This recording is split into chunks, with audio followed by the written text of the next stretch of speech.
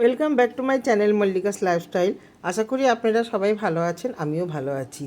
মেয়ের ওখানে গিয়েছিলাম 5 দিনের জন্য পুরুলিয়াতে। সেদিন হচ্ছে লাস্ট চলে আসব। তো মেয়ে বলল, মা আজকে আমি টিফিন করে দিই। মেয়ে ডিম পাউরুটি এরকম মিষ্টি মিষ্টি সব টিফিন করলো, খেলাম। তো মেয়ে আমি বললাম তুই স্নানে যা, এবার আমি রান্নাটা করে নিই। তো রান্না অনেক কিছু করে রেখে এসেছিলাম মেয়ের জন্য। আর একটু মাংস করে নিচ্ছি, মাংস নিয়ে এসেছিলো আগের দিন অফিস থেকে আসার সময় রাত্রিবেলায়। তো মাংসটাও করে নিচ্ছি। মাংসটা হয়ে গেলে রান্না হয়ে যাবে সমস্ত। তারপরে আমি স্নান করে একটুখানি পুজো করে নেবো, নিয়ে খেতে দিয়ে দেবো।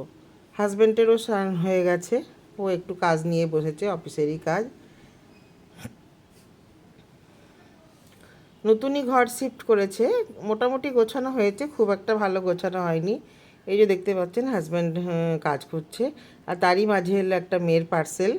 কি এলো দেখা যাক, মেয়ে স্নান করে এসে বার করবে, আমি তো জানি না। তো মোটামুটি রান্নাঘরে জিনিসগুলো নামানো হয়েছে, ঘরেও বিছানাটা পাতা হয়েছে। এই যে মেয়ে স্নান করছিল, কি জানি আবার বলতে বেরোলো।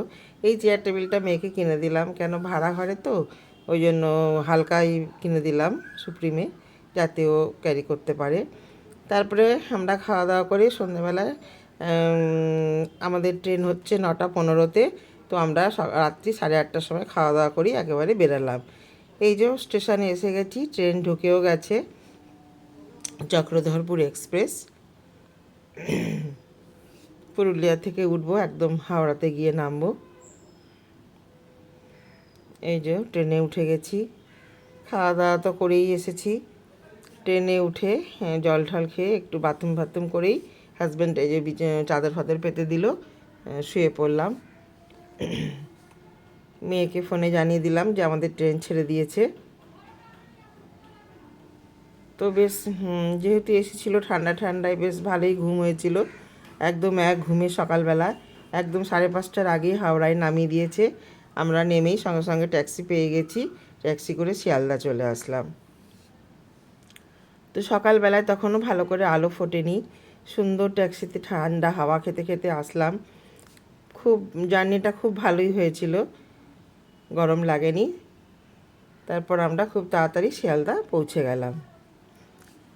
শিয়ালদায় পৌঁছেও ট্রেন দাঁড়িয়েই ছিল, বনগাঁ না শান্তিপুর আমার ঠিক খেয়াল নেই।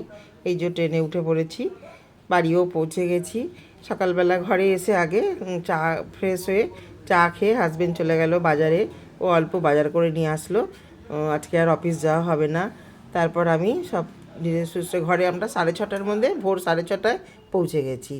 তো ঘরে এসে এবার রান্নাবান্না কি তাড়াতাড়ি করে যেগুলো হয় আর কি, পটল পোস্ত, আর গাছ থেকে এঁচড় পেড়ে দিয়েছিল হাজব্যান্ড, এঁচড় করলাম, টক ডাল করেছি, উচ্ছে চচ্চড়ি, আর আজকে ডিমের ঝোলই করলাম।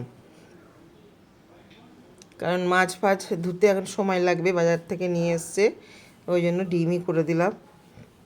এই হচ্ছে রান্না। তারপরে আমি রান্নাঘর গ্যাস ট্যাস পরিষ্কার করে স্নান করে চলে গেলাম সোজা পুজো করতে। এই যে আমার পুজো হয়ে গেল, আজকে বিশেষ কিছু কাজ করিনি, শুধু রান্না খাওয়াটাই করেছি।